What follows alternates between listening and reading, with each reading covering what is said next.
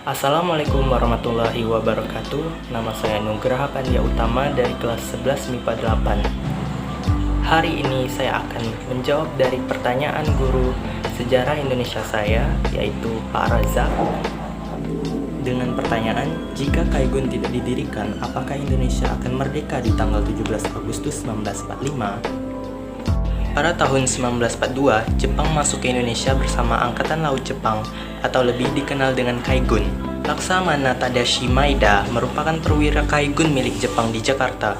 Karena peran dan jasanya yang berpengaruh terhadap kemerdekaan Indonesia, namanya sering disebut dalam proklamasi kemerdekaan. Pada dasarnya, Kaigun berisi pemuda-pemudi Indonesia yang dididik untuk membantu Jepang dalam melawan sekutu. Dapat dibilang secara tidak langsung, Kaigun merupakan bagian dari Indonesia. Pada awalnya, setelah Jepang kalah dalam menghadapi tentara sekutu, Jepang lalu menjanjikan kemerdekaan Indonesia pada tanggal 24 Agustus 1945 yang disetujui oleh Soekarno dan Muhammad Hatta. Namun, golongan pemuda tidak setuju. Ketidaksetujuan golongan pemuda ini melahirkan peristiwa Rengas Dengklok.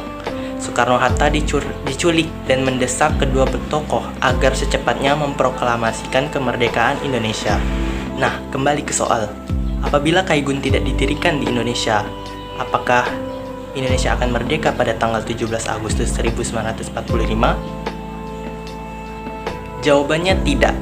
Karena apabila Kaigun tidak didirikan, maka Indonesia tidak akan bisa berhubungan dengan Maeda, yaitu perwira Angkatan Laut Jepang. Tanpa Maeda, pergerakan bawah tanah Indonesia dalam memproklamasikan kemerdekaan Indonesia akan mudah diketahui Jepang. Karena Maeda pernah berkata akan menjamin keamanan para tokoh untuk mempersiapkan kemerdekaan. Selain itu, jasa Maeda yang berpengaruh dalam detik-detik proklamasi adalah Maeda mempersilahkan Soekarno-Hatta untuk membuat teks proklamasi kemerdekaan di rumahnya. Kesediaan Maeda menyediakan kediamannya sebagai tempat perumusan naskah proklamasi menjadi bukti peran pentingnya dalam kemerdekaan Indonesia. Sekian yang dapat saya sampaikan, kurang lebihnya mohon dimaafkan. Terima kasih. Wassalamualaikum warahmatullahi wabarakatuh.